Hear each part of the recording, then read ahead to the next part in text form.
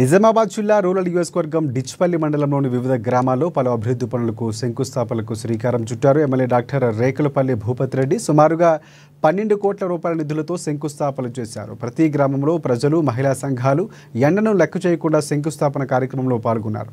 10 ఏళ్లలో బీఆర్ఎస్ ప్రభుత్వం రూరల్ నియోజకవర్గం అభివృద్ధికి నిధులు ఇవ్వకపోగా అభివృద్ధికి పనులు చేస్తూ ఉన్న రేవంత్ రెడ్డి కాంగ్రెస్ ప్రభుత్వం మీద బురద చల్లడం తప్ప వేరే పని లేదంటూ బీఆర్ఎస్ పార్టీ నాయకులపై ఫైర్ అయ్యారు.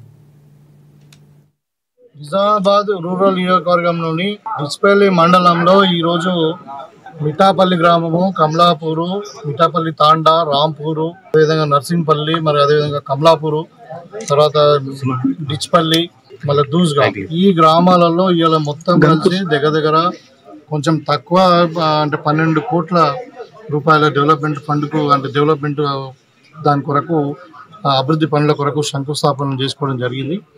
ఇవాళనే కాదు, గత 20 రోజుల నుండి రోజు 10 నుండి 15 కోట్ల రూపాయల శంకుస్థాపన చేస్తూ ఉంటాం. మీకు ఒక వారం రోజులు అవుతా ఉంది.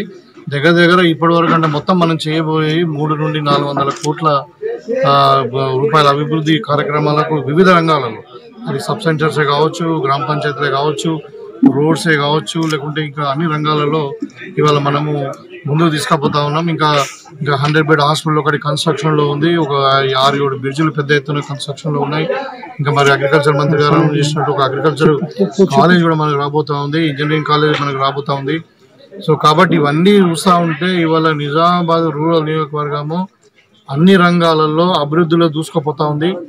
ఇక వ్యవసాయ రంగం అయితే నంబర్ 1 ఉంది. ఇవాళ మరి రాష్ట్రంలోనే నాకు తెలిసి ఏ నియోజకవర్గంలో పండనటువంటి పంట వరి పంట మన నియోజకవర్గంలో పండుతా ఉంది. ఇవాళ ప్రొక్యూర్మెంట్ కూడా 100% 100% చాలా పకడ్బందీగా జరుగుతూ ఉంది, రైతులకు ఇబ్బంది కాకుండా.